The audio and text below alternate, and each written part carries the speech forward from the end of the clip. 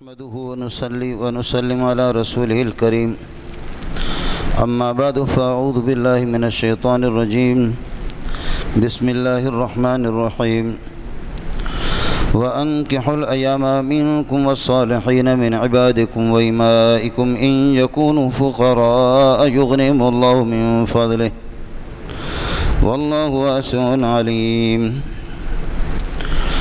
وليستعفف الذين لا يجدون نكاحا حتى يغنيهم الله من فضله والذين يبتغون الكتاب مما ملكت أيمانكم فكاتبوهم إن علمتم فيهم خيرا وآتوهم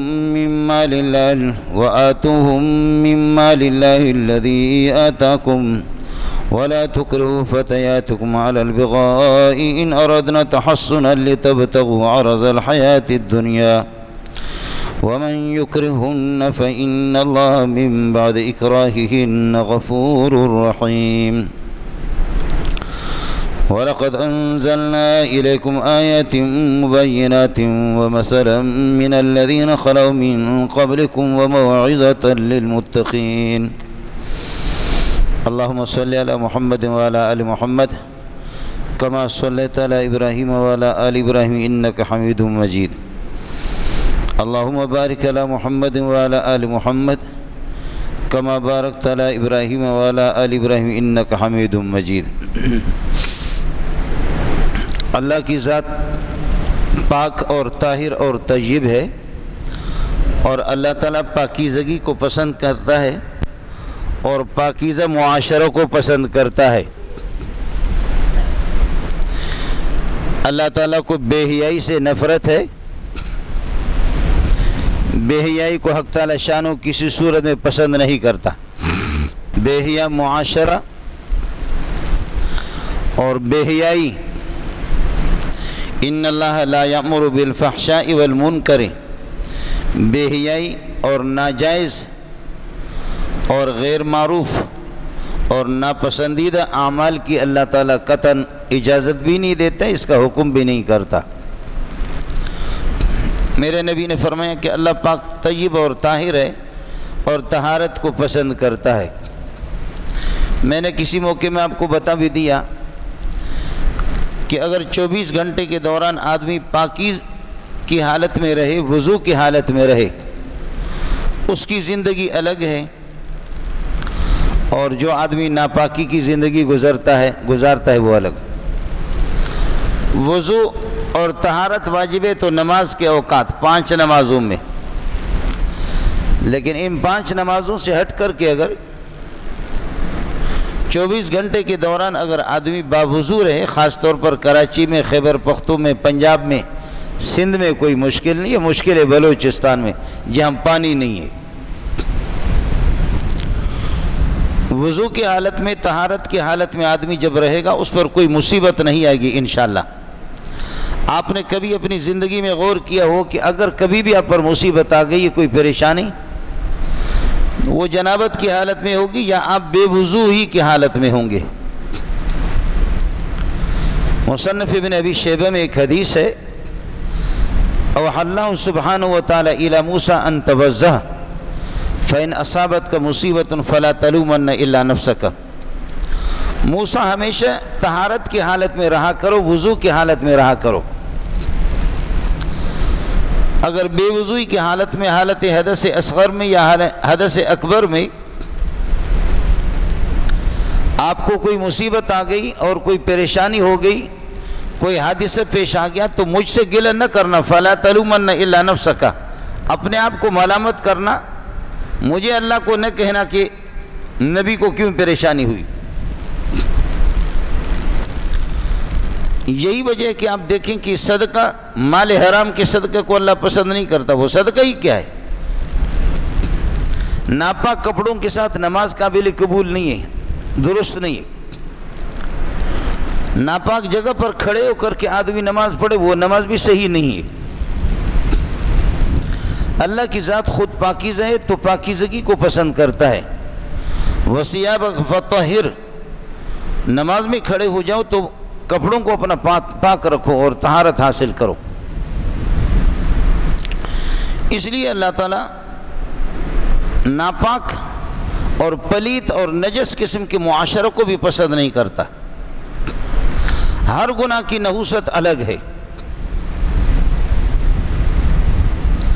ترک نماز نہ پڑھنا اس کی نحوست الگ ہے، زکوٰۃ نہ دینا اس کی نحوست الگ ہے،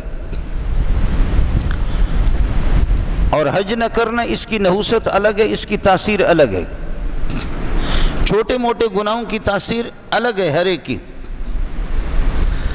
لیکن یہ کہ بدکاری جہاں معاشرے کے اندر شراب نوشی، بے حیائی اور زنا اور بدکاری شروع ہو تو پھر وہ ماحول اور وہ معاشرہ وہ ترقی نہیں کر سکتا، وہ زوال کی طرف۔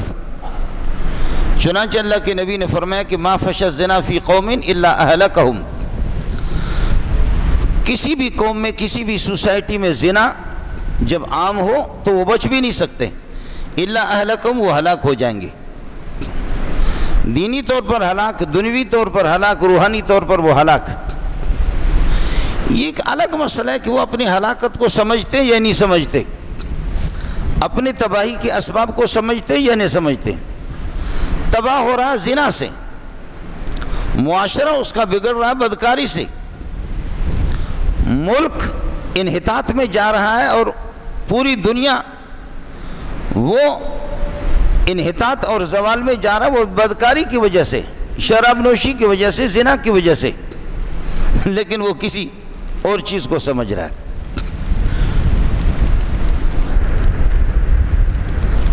اس وجہ سے شریعت نے یہ حکم دیا کہ جیسے بچے بالغ ہو جائیں اور جوان لڑکا ہو یا لڑکی ہو ان کا نکاح کرایا جائے، جب نکاح ہوگا تو جائز طریقے سے اپنی خواہش کو پوری کریں گے، لہذا ادھر ادھر منہ ماری نہیں کریں گے اور معاشرے کو اور ماحول کو بگاڑیں گے نہیں زنا اور بدکاری سے۔ یعنی آپ احتیاط کو دیکھیں، آپ نے فرمایا کہ مروہم بالصلاۃ وہم ابناء 7 سنین، اگر آپ کے بچے 7 سال کے ہوں تو نماز کا حکم دے دو، وَاضْرِبُوهُمْ عَلَيْهَا إِذَا كَانُوا 10 سنین، 10 سال کے ہوں اگر نماز کو ترک کرے، نماز نہ پڑھے تو ان کی پٹائی کرو۔ وَفَرِّقُوا بَيْنَهُمْ فِي الْمَضَاجِعِ، بہن بھائیوں کو ایک کمرے میں نہ سلاؤ ایک ساتھ۔ واہ، بہن بھائیوں کو بھی نہ سلاؤ۔ وَفَرِّقُوا بَيْنَهُمْ فِي الْمَضَاجِعِ، بسترے ان کے الگ الگ کر دو، بھائیوں کو بھی ایک ساتھ نہ سلاؤ، کٹھے ایک بسترے میں نہ سوئے، اور بہن بھائی کو نہ سلاؤ۔ ابا جی کو اپنے جوان بیٹی کے ساتھ الگ کمرے میں بیٹھنے کی اجازت نہیں ہے۔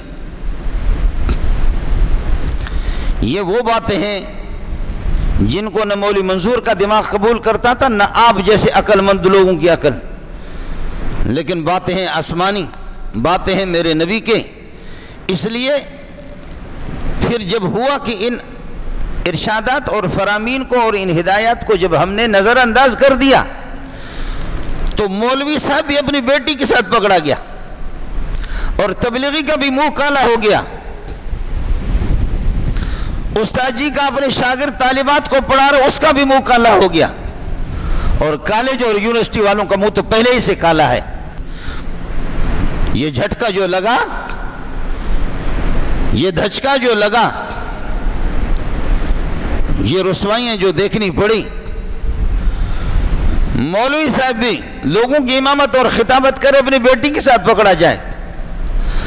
قربان جائے محمد تیری جوتیوں پر میرے ماں باپ قربان جائیں۔ جی مولوی صاحب ہی پکڑے گئے، جن کو قرآن و حدیث پڑھا رہے وہ بھی پکڑے گئے، کالج اور یونیورسٹی اور باقی جو ادارے ہیں کل منہ تو پہلے ہی سے کالا ہی کالا، اور ابا جی اپنی بیٹی کے ساتھ وہ بھی پکڑے گئے۔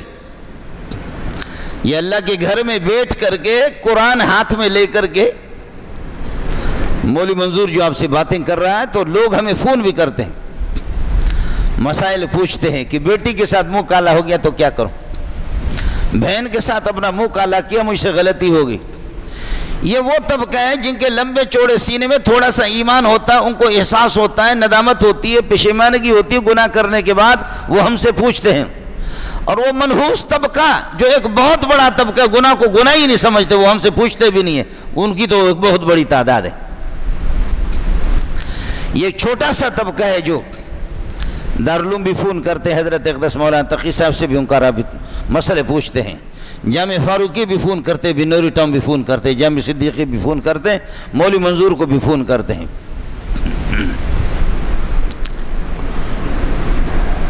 پھر دانشور بیٹھتے آپس میں کہ اس مسئلے کا حل کیا ہے۔ دانشور بیٹھتے ہیں کہ مسئلے کا حل کیا ہے۔ دانشور کا معنی پاگل، ہمارے ملک کے سارے پاگل کٹھے ہو کر کے پھر مسئلے کا۔ مروہم بالصلاۃ وہم ابناء 7 سنین، ابو داؤد کی حدیث ہے، میرے نبی کے ارشاد ہے 7 سال کے بچوں کو نماز کے عادی بنا دو۔ وَاضْرِبُوهُمْ عَلَيْهَا إِذَا كَانُوا 10 سنین، 10 سال کے ہوں تو نماز نہ پڑھتے تو ان کی پٹائی کرو۔ وَفَرِّقُوا بَيْنَهُمْ فِي الْمَضَاجِعِ، ایک ساتھ نہ سلایا کرو بہن بھائی کو، اور بچوں کو بھی نہ سلایا کرو۔ اس لیے کہ اب تو ٹیلی ویژن کا زمانہ، کسی زمانے میں بچے بالغ ہوں، لِيَسْتَأْذِنْكُمُ الَّذِينَ مَلَكَتْ أَيْمَانُكُمْ وَالَّذِينَ لَمْ يَبْلُغُوا الْحُلُمَ مِنْكُمْ وَإِذَا بَلَغَ الْأَطْفَالُ مِنْكُمُ الْحُلُمَ فَلْيَسْتَأْذِنُوا، بچے جب بالغ ہو جائیں تو کسی کے گھر میں داخل نہ ہو جائیں، فَلْيَسْتَأْذِنُوا، اجازت لے لے۔ وَإِذَا بَلَغَ الْأَطْفَالُ مِنْكُمُ الْحُلُمَ فَلْيَسْتَأْذِنُوا، بچے بالغ ہو جائیں تو پھر گھروں میں اجازت لے کر کے جائیں، اور نابالغ ہیں تو نابالغ جا سکتے ہیں، لیکن نابالغ بچے بھی 3 اوقات میں نہ جائیں۔ من قبل صلاة الفجر وحين تضعون ثيابكم من الظهيرة ومن بعد صلاة العشاء 3 عورات لكم، 3 اوقات میں نابالغ بچے بھی کسی کے گھر میں نہ جائیں، نابالغ بچے بھی بغیر اجازت کے نہ جائیں۔ واہ قرآن واہ، سبحان اللہ۔ من قبل صلاة الفجر، نابالغ بچے بھی نماز فجر سے پہلے بغیر اجازت کے نہ جائیں۔ وَحِينَ تَضَعُونَ ثِيَابَكُم مِّنَ الظَّهِيرَةِ، زور کے وقت جس وقت قیلولہ کرتے اس وقت بھی نہ جائیں۔ وَمِن بَعْدِ صَلَاةِ الْعِشَاءِ، صلاۃ عشاء کے بعد بھی نابالغ بچے 3 اوقات میں یہ بھی بغیر اجازت کے نہ جائیں، اجازت لے کر کے جائیں۔ کسی کے گھر میں جھانک کر کے دیکھنے کی بھی اجازت نہیں ہے۔ میرے نبی نے فرمایا کہ میرے ہاتھ میں خنجر ہو، اور اللہ آپ کا بھلا کریے کہ یہ چھری ہو، جو بغیر اجازت کے گھر میں جھانک کر کے دیکھے، جی چاہتا ہے اس کے آنکھوں پہ لگا دوں، اس کی آنکھیں نکال دوں۔ لا تدخلوا بیوتا غیر بیوتکم حتی تستانسوا وتسلموا علی اہلہا، لا تدخلوا بیوتا غیر بیوتکم، اپنے گھر کے علاوہ کسی کے گھر میں اجازت نہ لو، حتی تستانسوا، اجازت لے لو، وتسلموا علی اہلہا، سلام کر کو اجازت لے لو،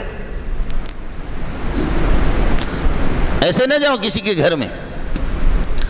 یہ وہ آداب ہے، یہ وہ ہدایات ہے، یہ وہ احکام ہیں، ان کو اپنانے سے زنا، بدکاری، بے حیائی، بے شرمی یہ چیز ہوگی بھی نہیں۔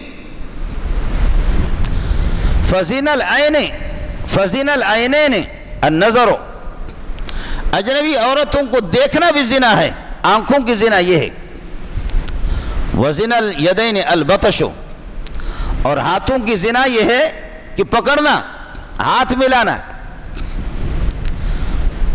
وزن الرجلین المشی، اور پاؤں کی زنا یہ ہے کہ کسی اجنبی خاتون جس کے ساتھ آپ کا نکاح ہو سکتا ہے اس کے پاس جانا، شہوت کی نگاہ سے دیکھنا، غیر ضروری گفتگو اس سے کرنا۔ وَإِذَا سَأَلْتُمُوهُنَّ مَتَاعًا فَاسْأَلُوهُنَّ مِنْ وَرَاءِ حِجَابٍ، نبی کی بیویاں تمہاری روحانی مائیں ہیں، اگر عائشہ اور سودا اور صفیہ اور حفصہ، جویریہ، نبی کی بیویوں سے بھی اگر تمہیں کوئی ضروری بات پوچھنی ہے تو فَاسْأَلُوهُنَّ مِنْ وَرَاءِ حجاب، وہ بھی پردے کے پیچھے. کوئی بے غیرت بنے تو بنے، لیکن نبی جیسا غیرت مند کوئی ہوتا نہیں ہے. کوئی بے غیرت بنے لیکن اللہ پاک اپنے نبی کے لیے کبھی بے غیرت عورتوں کا انتخاب نہیں کرتا. نبی بغیرت کے آخری انتہا پہ پہنچا ہے، نبی کی بیویاں بغیرت کے آخری انتہا پہ پہنچا. الخبیثات للخبیثین والخبیثون للخبیثات والطیبات للطیبین والطیبون للطیبات اولئک مبرؤون مما یقولون لهم مغفرۃ ورزق کریم. الخبیثات للخبیثین، ذلیل خبیث عورتیں، ناپاک بے حیا عورتیں، بے حیاؤں کے لیے ان کا انتخاب ہوتا ہے. بے حیا اپنے لیے بے حیا عورتوں کا انتخاب کرے. بے حیا کے لیے آئے گی بھی تو بے حیا کو پسند کرے گا، اور کیا کرے گا؟ اور بے حیا خاتون بے حیا مرد کو پسند کرے گی. الخبیثات للخبیثین والخبیثون للخبیثات، بے حیا عورتیں بے حیا مردوں کے لیے، بے حیا مرد بے حیا عورتوں کے لیے. والطیبات للطیبین والطیبون للطیبات، پاکیزہ عورتیں پاکیزہ مردوں کے لیے، پاکیزہ مرد پاکیزہ عورتوں کے لیے. یہ الفاظ میرے رب نے اس وقت کہا جب عائشہ پر الزام لگا. فرمایا شرم تو کرو الزام لگانے والے، محمد جب طیب اور طاہر پاکیزہ تو اس کی بیوی بھی طیب اور طاہر. کیا انداز ہے میرے رب کا. الخبیثات للخبیثین والخبیثون للخبیثات والطیبات للطیبین والطیبون للطیبات اولئک مبرؤون مما یقولون لهم مغفرۃ ورزق کریم. ایک آدمی ننگا ہو کر کے نہا رہا ہے،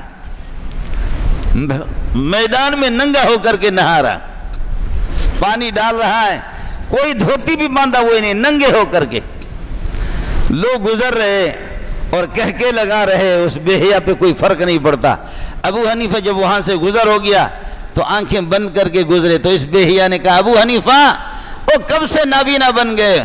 فرمایا جب سے اللہ نے آپ کو بے حیا بنایا اس دن سے ابو حنیفہ نابینا بن گئے. ابو حنیفہ یہ نابینا کب سے بن گئے؟ کہنے جب سے میرے رب نے تجھے بے حیا بنایا تیرے جیسے بے شرم، تو اس دن سے میں نابینا بن گیا ہوں. میرے نبی نے اس طرح کسی نے ننگے ہو کر کے نہایا تو میرے نبی نے فرمایا ان اللہ حی کریم ستیر، ہے خدا کی ذات حیا والی ہے.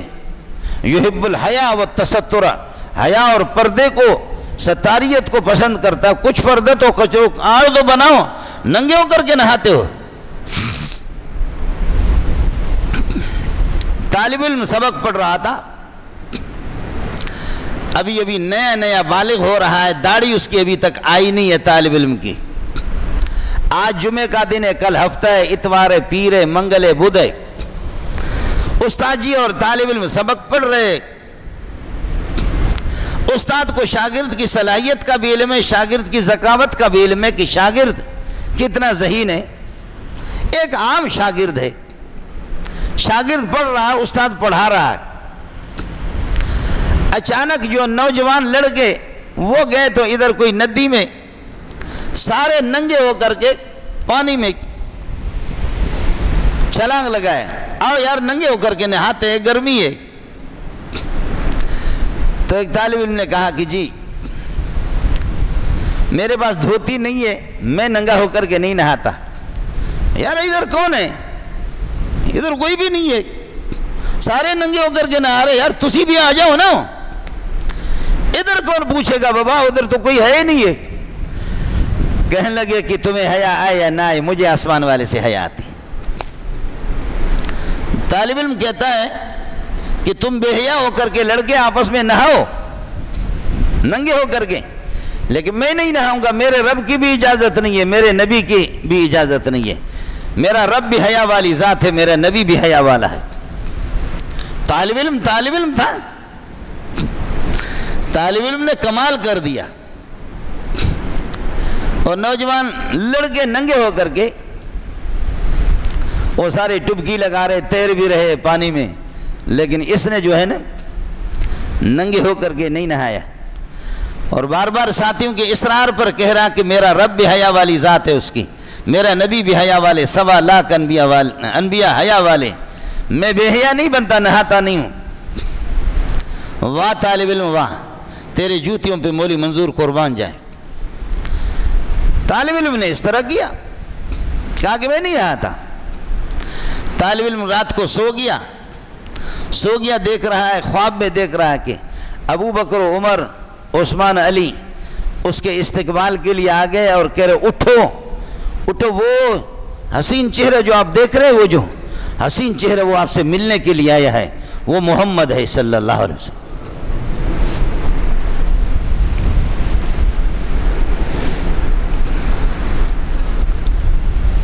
اٹھو۔ طالب علم جو ہے نا خواب میں دیکھ رہا ہے کہ میں اٹھا، ابو بکر عمر عثمان علی سے بھی ملا، صحابہ سے، اور ابو بکر مجھے کہہ رہا ہے کہ وہ جو خوبصورت سفید کپڑوں میں جو دیکھ رہے ہو کیسا چمکتا دمکتا ہے، وہ آپ سے ملنے کے لیے آیا ہے۔ طالب علم کہتا ہے کہ میں دوڑ کر کے جب اس کے پاس گیا تو اس نے مجھے سینے سے ملایا اور اپنا لعاب مبارک نبی پاک صلی اللہ علیہ وسلم نے میرے منہ میں ڈالا، کہا کہ بیٹا میں بھی حیا والا، 1.25 انبیاء بھی حیا والے، تو میرا بیٹا ہے حیا والے، باقی سارے بے حیا۔ تیرے کل کا جملہ مجھے محمد کو پسند آ گیا۔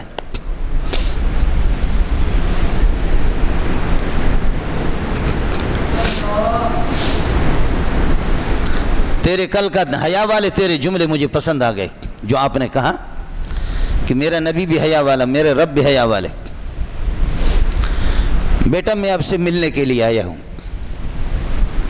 بیٹا اپنا منہ کھولو، میری دعائیں لے لو، بیٹا منہ کھولو اور میری دعائیں بھی لے لو۔ لعاب مبارک منہ میں ڈالا، کہا خدا حافظ جا، اللہ تعالیٰ تیرے سینوں کو میرے حدیثوں کے لیے، میرے دین کے لیے ٹیپ ریکارڈر بنائے، جا۔ طالب علم نے خواب رات کو دیکھا، صبح کو سبق میں گیا، استاد جی سبق پڑھا رہا، یہ حدیث اس طرح ہے، طالب علم کہتا ہے نہیں اس طرح نہیں، اس حدیث میں فلانی چیز آپ سے رہ گئی۔ تھوڑی دیر کے بعد استاد جی نے دوسری حدیث بیان کر دی، کہا یہ حدیث اس طرح ہے، طالب علم نے کہا کہ نہیں یہ حدیث اس طرح نہیں، اس میں فلانی چیز آپ سے رہ گئی۔ پھر تیسری حدیث استاد جی بیان کر رہا ہے، طالب علم پھر پکڑ رہا ہے۔ آج استاد جی بھی حیران ہو گیا کہ ربا یہ انقلاب کیسے آ گیا، یہ تبدیلی کیسے آ گئی، یہ بندہ کل ہفتے تک اتوار تک تو اس طرح تو نہیں تھا، آج پیر اور منگل کو یہ کس طرح اس میں تبدیلی آ گئی، یہ کیا بلا ہو گیا، یہ کیا طوفان ہو گیا، کتنا بڑا عالم ہو گیا۔ باوجود میری تیاری کی میری گرفت کر رہا ہے۔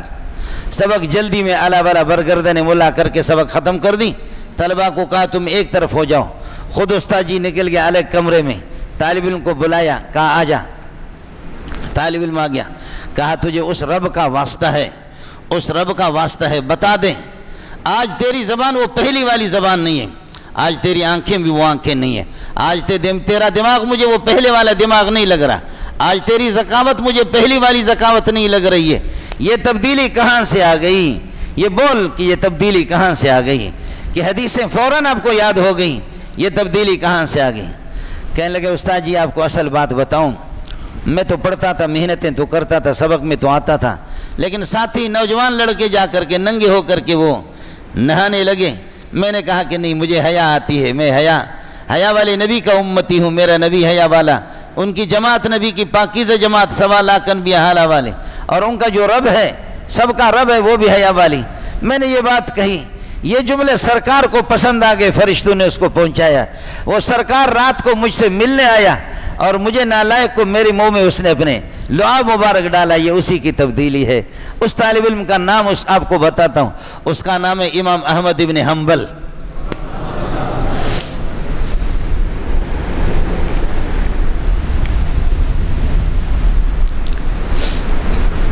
اس کا نام ہے احمد بن حنبل۔ ابو حنیفہ بھی علم حدیث میں اس مقام پہ نہیں، امام مالک بھی اس مقام پہ نہیں، شافعی بھی نہیں، اور دیگر بڑے بڑے ائمہ، امام بخاری ان کے شاگرد ہیں، آج ہمارے کلاسوں میں جہاں ہم سبق پڑھاتے ہیں تو وہاں پر احمد بن حنبل کا نام ہی آ جاتا ہے۔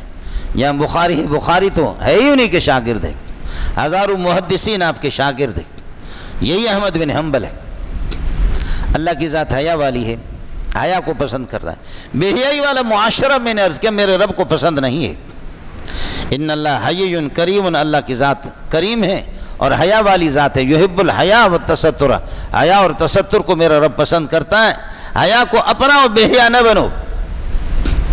اس لیے میرے نبی نے فرمایا کہ زنا اور بدکاری کے بجائے جب نوجوان بالغ ہو جائے، یا معاشر الشباب من استطاع منکم الباءۃ فلیتزوج، نوجوانوں کی جماعت جس وقت تم میں سے کوئی گھر بسانے کی طاقت رکھتا ہے، کچھ مالی گنجائش اس کے پاس ہے اور نان و نفقہ اور مہر دے سکتا ہے، فلیتزوج، وہ شادی کرے۔ یا معاشر الشباب من استطاع منکم الباءۃ، گھر بسانے کی اور نان و نفقہ کی طاقت اس میں نکاح کی اگر کچھ بھی ہے، فلیتزوج، وہ نکاح کر رہے، فإنه اغض للبصر، اس کی نگاہوں کو یہ پست کرنے والی چیز ہے۔ آدمی جب نکاح کرے گا تو یہ جو خون بڑھ جاتا ہے، خون بڑھنے کے بعد وہ شہوت کے چند قطرے ہیں، وہ جب نکل جائیں گی، اپنی حرم محترم اپنی بیوی کے ساتھ نکل جائیں گے، یہ خواہش اس کی پوری ہو جائے گی، تو پھر لوسی کتوں کی طرح جیسے مردار کو کتے دیکھتے ادھر ادھر نہیں دیکھے گا۔ اس کی ضرورت نہیں پڑے گی۔ فإنه اغض للبصر، نکاح کرنے کے بعد نکاح یہ انسان کی نگاہ کو پست کر لیتا ہے۔ وأحسن للفرج، اور شرمگاہ کی حفاظت اس سے ہو جاتی ہے، شرمگاہ کو محفوظ رکھنے والے ہیں۔ پھر ہر ایک آدمی ہر جگہ ٹیوشن پڑھانے کی بنی، بے پردہ ہو کر کے پھر ہاتھ بھی ملا رہے، یہ ملک ترقی کرے گا نا؟ اس طرح اس ملک میں ہاتھ ملا رہا یہ بھی زنا ہاتھ کے، آنکھیں ملا رہا آنکھوں کا زنا ہو گیا، گفتگو زبان سے کر رہا زبان کا زنا ہو گیا، پاؤں سے چل کر کے اس کی خوشبو سونگھنے کے لیے جا رہا ہے، پاؤں کا زنا بھی ہو گیا، سونگ رہا ہے وہ بھی ہو گیا، رخساروں کو دیکھ رہا ہے، یہ چھوٹے چھوٹے زنا تو سارے ہو گئے۔ اس کے بعد میرے نبی فرماتے ہیں والفرج یصدق ذالک، پھر آخری مہر جو لگے گی وہ اس وقت جب شرمگاہ کے ساتھ مل جائیں گے۔ کہتے ہیں یہ مولوی لوگ کیسے ان کا کیسی بری نیت ہے، تم پہ لعنت بھیجتا ہوں بے غیرت۔ مولوی کے کہاں سے یہ جملہ آ گیا؟ یہ جملے تو میرے نبی کے ہیں۔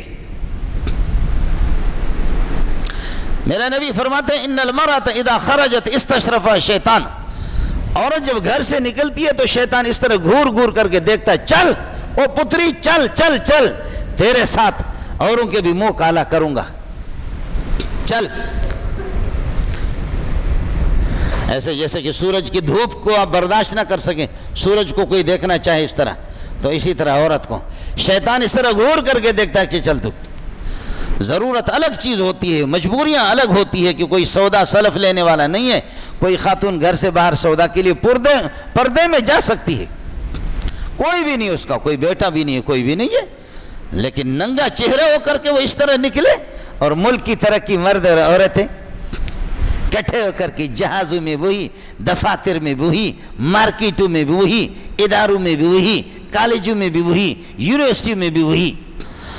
ربا تجھے محمد کی بددعا جب لگ گئی، میرے رب کی پھٹکار ہے، بیٹا تو کامیاب نہیں ہوگا، جتنا بھی قانون بنا لے، مولوی کی داڑھی کھینچنے کے لیے بنا لے، مولوی کو گھسیٹنے کے لیے تو جتنا بھی قانون بنا لے، یہ کر لے، فخذ ما انت قاض انما تقضی هذه الحیات الدنیا، تو تجھے جو کچھ کرنا ہے کر لے، تو اس دنیا میں بہت کچھ کر سکتا ہے، تیرے پاس حکومت ہے، تیرے پاس ڈنڈا ہے، تیرے پاس یہ ہے کہ دولت ہے، تیرے پاس یہ ہے کہ یہ ناجائز ظالمانہ حکومت ہے، فخذ ما انت قاض، 16واں پارہ سورہ طٰہٰ۔ فرعون کو جادوگر کہہ رہے کر لے جو کچھ تجھے کرنا ہے، انما تقضی هذه الحیات الدنیا، تو اس دنیا میں بہت کچھ کر سکتا ہے، تیرے اختیار میں ظاہری اسباب ہے، تو کرے گا، لیکن آخرت کے لیے تو تیار ہو جا۔ اور تبلیغی غریب جب کہتا ہے کہ یہ بے حیائیاں ہیں، اور یہ ہے کہ مولوی جب کہتے ہیں بے حیائیاں ہیں، کہتے ہیں آپ اداروں کی توہین کر رہے ہیں۔ تیرے ملک کی ترقی خواتین میں مرد کم ہو گئے، کسرا والوں نے ایک خاتون کو وزیر اعظم بنایا، صحابہ نے خط لکھا کہ وہ کھدڑو، کسرا والوں نے ایک خاتون کو وزیر اعظم بنایا، صحابہ نے خط لکھا وہ کھدڑے، او کھدڑے او نامرد، اگر تمہارے پاس کوئی مرد نہیں ہے تو ہمیں بتاؤ، ہم مرد بھیجتے ہیں۔ کوئی مرد تمہارے پاس ہے نہیں کہ عورت کو تم نے وزیر اعظم بنایا؟ اس لیے میرے نبی نے فرمایا کہ منہ ماری نہ کرو کتا جیسے کہیں سے مردار کو دیکھتا ہے، جب بالغ ہو جاؤ نکاح کرو، اور ایک سے ٹھنڈے نہیں ہو رہے تو 2 کرو، 3 کرو، 4 بھی کرو، انشاءاللہ صبح فجر کی نماز میں تمہارے جنازے کا اعلان بھی ہو جائے گا۔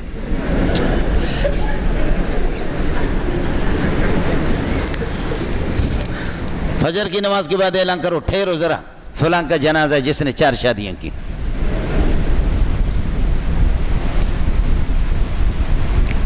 اس زمانے کے نوجوانوں کے لیے ایک ہی بھی کافی ہے، 4 شادیوں کی اجازت دی ہے۔ ایک بندہ کہہ رہا تھا کہ جی میں 4 شادیاں کروں گا بیک وقت۔ باپ نے کہا بیٹا بیک وقت کی ضرورت نہیں ہے، تو فی الحال ایک کر لے، 1 ہفتے کے بعد پھر دوسری کرائیں گے، دوسرے ہفتے کے بعد پھر تیسری کرائیں گے، تیسرے ہفتے کے بعد پھر تیسری، چوتھے ہفتے کے بعد چوتھی کرائیں گے۔ ایک بیوی اس کو ایسی دے دی مست قسم کی، کہا اس کو سونے کے لیے چھوڑنا نہیں، ہفتے تک اس کو سونے کے لیے چھوڑا بھی نہیں ہے۔ اور وہ جو اس کی سرکشی جب نکل گئی، وہ قطرے جب اس کے نکل گئے، دماغ ٹھکانے پہ آ گیا۔ اب 1 ہفتے کے بعد نوجوان کہہ رہے کہ یار تمہاری دوسری شادی بھی تیار ہے، انشاءاللہ اس ہفتے میں دوسری ہوگی۔ کہتے بیزار بیزار، اگر قوم کا اتفاق ہو جائے تو یہ ایک سب کے لیے کافی۔ ہماری قوم بدبخت ہے، ان میں اتفاق نہیں ہے، اگر اتفاق ہو تو ایک بھی۔ آج کے نوجوانوں کے لیے تو ایک بھی کافی ہے، لیکن 4 کی بھی میرے نبی نے اجازت دی ہے۔ یا معاشر الشباب من استطاع منکم الباۃ، گھر بسانے کی طاقت رکھتے تو فلیتزوج، چاہیے کہ شادی کر لیں۔ فإنه اغض للبصر واحسن للفرج، اس لیے کہ یہ نگاہ کو پست کرنے والی چیز ہے شادی۔ اللہ تعالیٰ انسانوں کی نسل کو ویسے بھی بڑھا سکتا ہے۔ فرشتے کتنے ہیں؟ ماں باپ ان کی نہیں ہے، کروڑوں اربوں کی تعداد میں فرشتے، ماں باپ ان کی نہیں ہے، لیکن اللہ پاک نے میاں بیوی کو بنائے ایک دوسرے کے لیے باعث سکون ہے۔ هو الذی خلقکم من نفس واحدہ، هو الذی خلقکم من نفس واحدۃ وجعل منها زوجها ليسكن إلیہا وجعل منها زوجها ليسكن إلیہا وتسكن إلیہ۔ شوہر کو بیوی سے سکون اور بیوی کو شوہر سے سکون۔ میرا نبی فرماتا ہے کہ فرمان بردار بیوی اور نیک بیوی کی پہچان یہ ہے کہ اذا نظرت الیہا سرت کا، جب دیکھو تو بھا جائے، آپ کو خوش لگے، اور جس وقت آپ اس کو حکم دے دے تو وہ کریں۔ یہ اس وقت جب کہ بیوی گھر پہ ہوگی تو نظر کرو گے۔ شوہر پورا دن ڈیوٹی کرے کرے کرے تھک جائے، رات کو آ جائے، ساری تھکاوٹیں دور ہے۔ فرمان بردار، دیندار، حیادار، شرم والی عورت اگر ہو، ساری تھکاوٹیں دور، بچوں کو دیکھ کر آنکھیں ٹھنڈی ہو جائے الگ، سینہ ٹھنڈا ہو جائے الگ، لیکن فرمان بردار بیوی کو دیکھ لیں، لیسکن الیہا، بیوی سے سکون۔ اب تو بیویاں جن کی ہے وہ کپڑے خود ہی دھوتے ہیں۔ اب لیسکن الیہا نہیں ہے کہ بیوی سے سکون حاصل ہو جائے گا، اب یہ ہے کہ لیعاقب بہا، کہ بیوی کے ذریعے سے جوتے پڑیں گے۔ اس لیے سینڈل خریدتے وقت بھی دکاندار سے معلوم کرتا ہے کہ ہلکا پھلکا کون سا ہے کہ جو کم یہ جو سخت نہ لگے۔ زیادہ بھاری سینڈل نہیں دے دینا کہ بیوی غصے میں آ کر کے میرے سر پہ نہ مارے۔ لیسکن الیہا، سکون اس سے حاصل۔ سکون تو اس وقت ہوگا کہ جب بیوی گھر میں ہو نا، بیوی جوب کر رہی ہے، بیوی الگ جوب کر رہی ہے، رات کو اس کی جوب ہے۔ یہی وجہ ہے کہ بعض بدبخت بے دینوں کے پاس جاؤ تو ان کے گھر سے آپ کو بیوی کے ہاتھ کے چائے نہیں ملے گی، بیوی کے ہاتھ کی روٹی بھی نہیں ملے گی، کھانا بھی، بیوی ہے نہیں تو کیا ملے گا آپ کو؟ وہ تو غریب طبقہ ہوگا، وہ حیادار طبقہ ہوگا، وہ دیندار طبقہ ہوگا، جن پر میرا رب راضی ہوگا، جن کو میرے نبی کی دعائیں ہوں گی، تو بیوی کے ہاتھ کی روٹی کھائے گا، بیوی کے ہاتھ کا پانی پیے گا، بیوی کے ہاتھ کی چائے وہ پیے گا۔ بیوی ہے نہیں ہے، بیوی مستقل منصب پر ہے، نوکری کر رہی ہے اور یہ الگ کر رہا ہے، تو وہ کر رہی ہے، یہ کر رہا ہے، کر رہی ہے کسی الگ دفتر میں، کر رہا ہے کسی الگ دفتر میں۔ وہ تو کر رہی ہے، کر رہا، تو مہمان اگر گیا تو ہوٹل سے اس کے لیے چائے منگا تھا۔ اس لیے آپ نے دیکھا ہوگا کہ یہ بڑوں کی ایک بڑی تعداد، سب کی بات نہیں کر رہا، بڑوں کی ایک بڑی تعداد وہ جب لوگوں کے مہمانوں کی دعوت کرتے تو ہوٹلوں پر کرتے، گھر پہ کوئی بھی نہیں کرتا، بیوی ہے ہی نہیں ادھر۔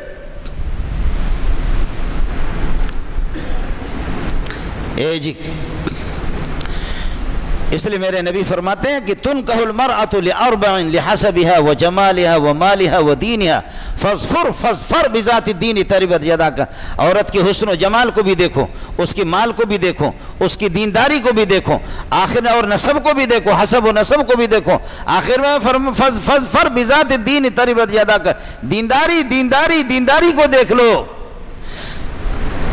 حیا ہے وہ دین کا نتیجہ ہے، دین کا پھل ہے، شرم ہے دینداری ہے، نماز ہے دینداری ہے، روزے ہے دینداری ہے، گھر کی صفائی ہے، شوہر کی فرمانبرداری ہے دینداری ہے، اخلاق ہے دینداری ہے، حیا ہے دینداری ہے، اپنی شرمگاہ کی حفاظت دینداری، بچوں کی نگرانی دینداری۔ اور جب دین ہی نہیں ہے، وہ گھر پہ بھی نہیں ہے، وہ نمازیں بھی نہیں پڑھتی، وہ روزے بھی نہیں رکھتی، وہ حج بھی نہیں کرتی، اور وہ خدا کو جانتی بھی نہیں ہے، وہ قرآن کو جانتی بھی نہیں ہے، تو یہ دیندار کہاں سے بن گیا؟ فرمایا فاظفر بذات الدین، اے میرے شاگرد دیندار کو دیکھ لو۔ الرجال قوامون علی النساء بما فضل اللہ بعضهم علی بعض وبما انفقوا من اموالهم فالصالحات قانتات حافظات للغیب بما حفظ اللہ۔ نیک عورتیں وہ ہوتی ہیں کہ جو فرمان بردار ہو، حافظات للغیب، اپنی شرمگاہ کی حفاظت، شوہر کی عدم موجودگی میں، شوہر موجود نہیں ہے،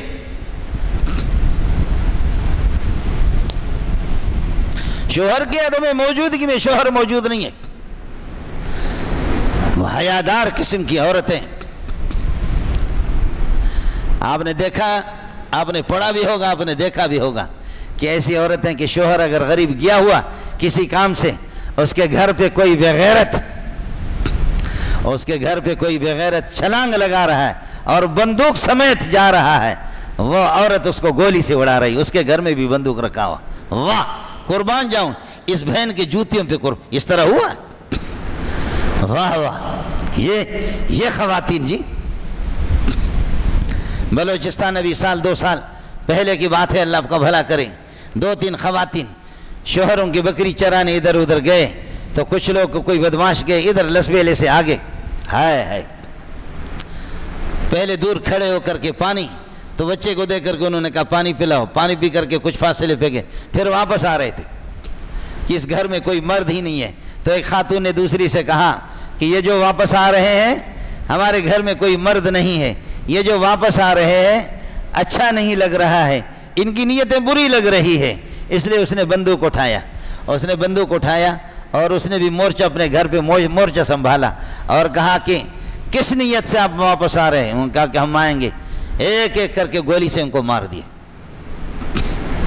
جی ہاں یہ بھی ہے، ایک جنگ کے موقع پر خواتین وہ جو زخمی ہوتے تھے، جو صحابہ، ان کی پٹی کرتی تھیں اور ان کو پانی پلاتی تھیں، الگ بالکل میدان جنگ سے الگ دور خیمے لگے ہوئے، وہاں پر کوئی زخمی ہو گیا کوئی صحابی، اس کو وہاں پر پہنچا دے تو اس کو پٹی کرنا، اس کے زخموں پر، زخمی کیا بوری جلا کر کے یا کوئی چٹائی جلا کر کے اس کی راکھ کو زخموں پر ڈالتے، جیسے کہ آج کل ابھی تک بھی ہے ہمارے بلوچوں میں اور پٹھانوں میں یہ ہے، تو اس طرح خواتین پٹی کرتی تھیں۔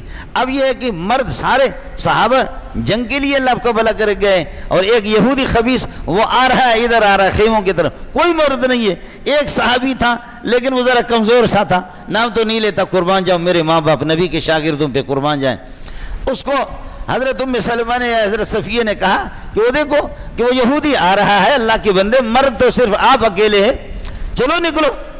اس نے کہا کہ یہ لڑائی مڑائی میرے لیے مشکل ہے۔ اماں جی نے خود وہ اللہ آپ کا بھلا کریے کہ خیمے کا وہ اس کا جو میخ ہے بڑا والا ہے کہ وہ نکال کر کے دوڑ جا کر کے یہودی کے سر پہ 1 مارا 2 مارا، وہی یہودی کو ذلیل کر دی۔ حیادار عورتیں ہوتی ہیں، اس لیے میرے نبی فرماتے ہیں کہ دینداری کو دیکھ لو۔ معاشرے میں گناہوں کا سد باب کرنے کے لیے یہی ہے، جب بالغ ہو جائے، لڑکا بالغ ہو جائے اس کا نکاح کرائیں، لڑکی بالغ ہو جائے اس کے نکاح کرائیں، کسی طرح اگر گنجائش ہے، ہمارے ساتھی محسوس نہ فرمائیں، بعض لوگوں کے ہاں یہ ہے مولانا بیٹا جب تک اپنے پاؤں پہ کھڑے نہیں ہوں گے ہم نکاح نہیں کرائیں گے. اپنے پاؤں پہ یعنی روزگار کا، پراپرٹی اور جائیداد کا اور مال کا مالک نہیں ہوگا اس وقت، اور مال کا مالک وہ 45 سال میں ہوتا ہے، اور 45 سال میں اب یہ ہے کہ وہ خود ایکسپائر ہو چکا ہے، اب شادی کرا کر کے کیا کراؤ گے؟ اب تو 45 سال کے بعد 50 سال کے بعد اس کے پاس روزگار آ گیا.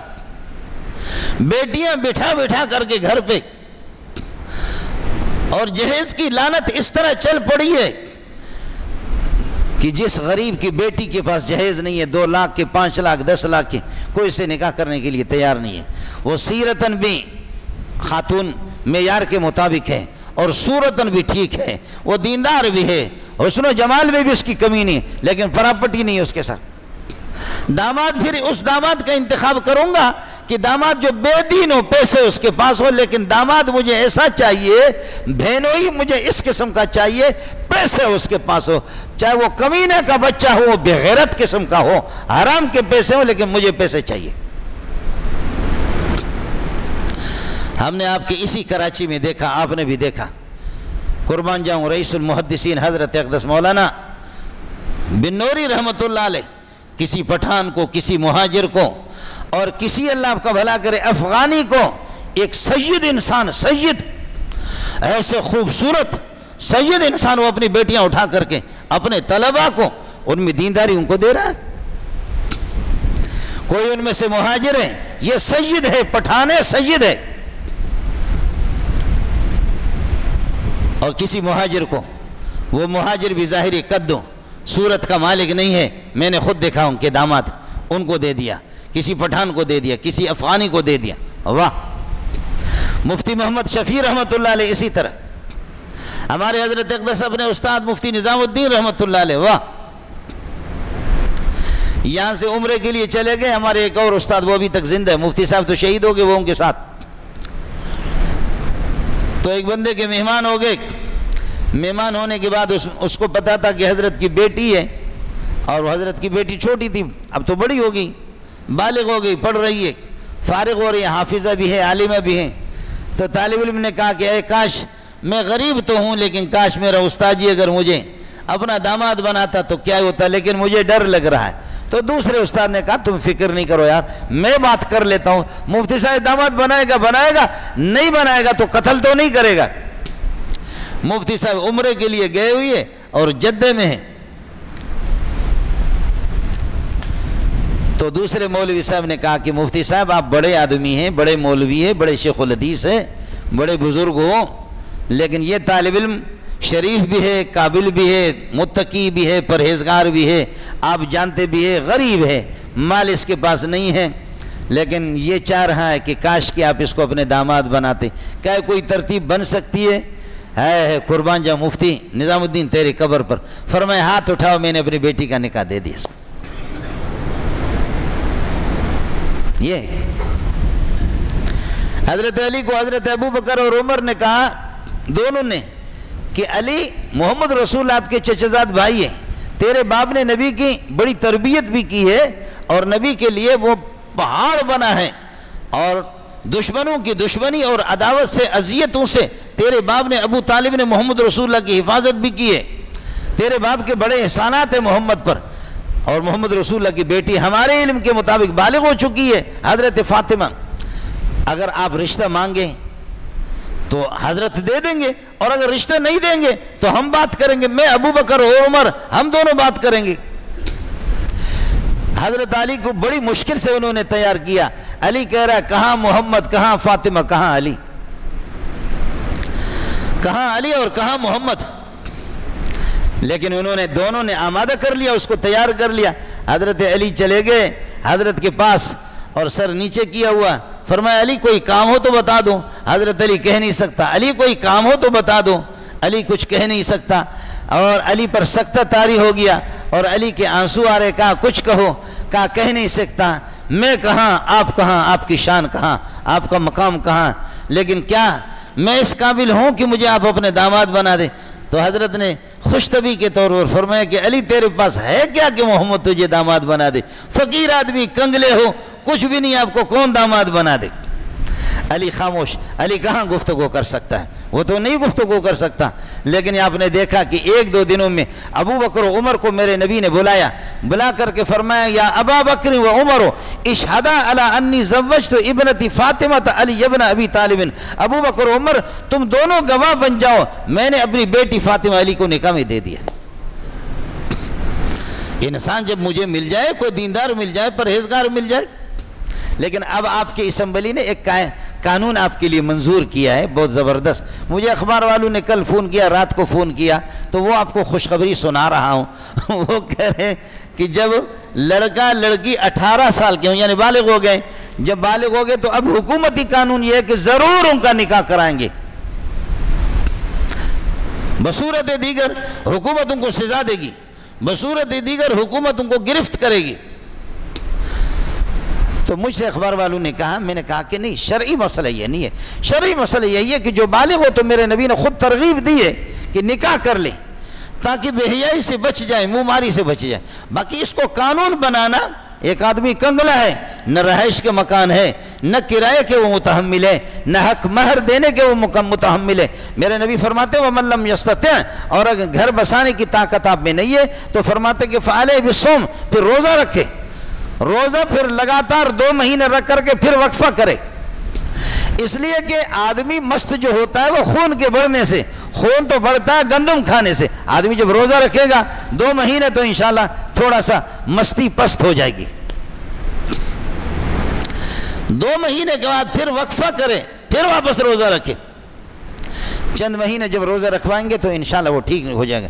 تو اس لیے آپ نے فرمایا کہ جہاں تک گنجائش ہے، کم از کم گنجائش تو ہو. قرآن بھی اسی کو کہتا ہے وَأَنكِحُوا الْأَيَامَ مِنكُمْ وَالصَّالِحِينَ مِنْ عِبَادِكُمْ وَإِمَائِكُمْ إِنْ يَكُونُوا فُقَرَاءَ يُغْنِهِمُ اللَّهُ مِنْ فَضْلِهِ. بڑے مال کی ضرورت نہیں ہے.